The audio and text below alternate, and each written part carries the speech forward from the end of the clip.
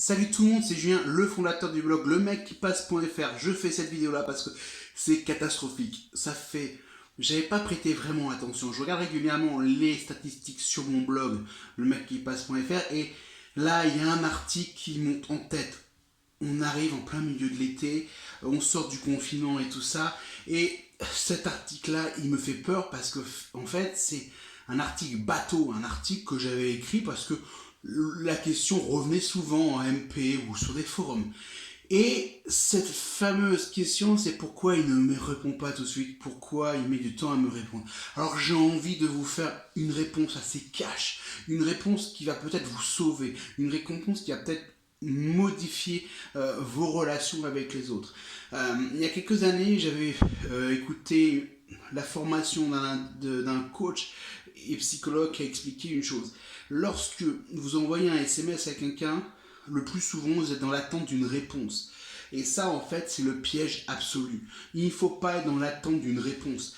Évidemment, n'envoyez pas des SMS puérils qui n'ont pas besoin de réponse. Le but dans le dialogue, c'est qu'il y a un échange.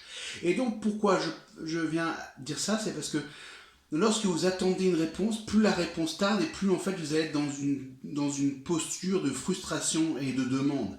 Et le problème, c'est que quand vous êtes dans une posture de frustration et de demande, plus elle grossit et plus elle va devenir énorme comme une boule, et si la personne ne vous répond pas assez rapidement, lorsqu'elle va vous répondre, vous n'allez pas être satisfait, parce que la personne va soit pas s'excuser, et même si elle s'excuse, vous allez vous demander qu'est-ce qu'il a fait de si important pour pas me répondre.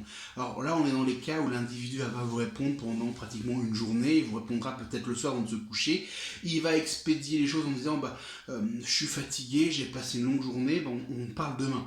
Là, c'est horrible, vous êtes frustré, vous allez sûrement mal dormir, vous allez peut-être vous envoyer des messages des petits pics la nuit, et ou au pire, quand vous allez recroiser la personne, vous allez être peut-être blessante dans vos propos ou dans votre attitude.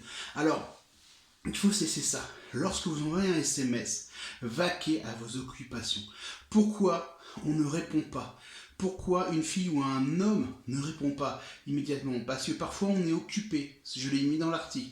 Autre réponse, votre SMS est trop insistant, votre attitude est trop demandeur. Et lorsqu'on est trop insistant, trop demandeur, on n'a pas envie de répondre tout simplement.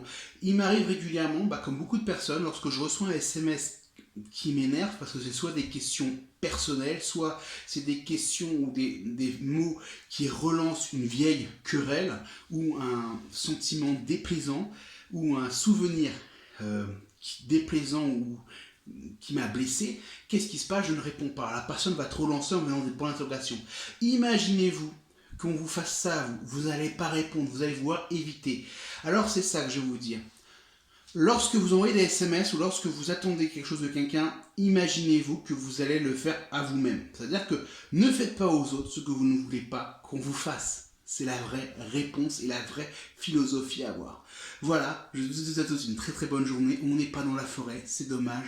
Je sais, il est tard, mais c'est une vidéo, je pense, capitale pour vous, capitale, synthétique.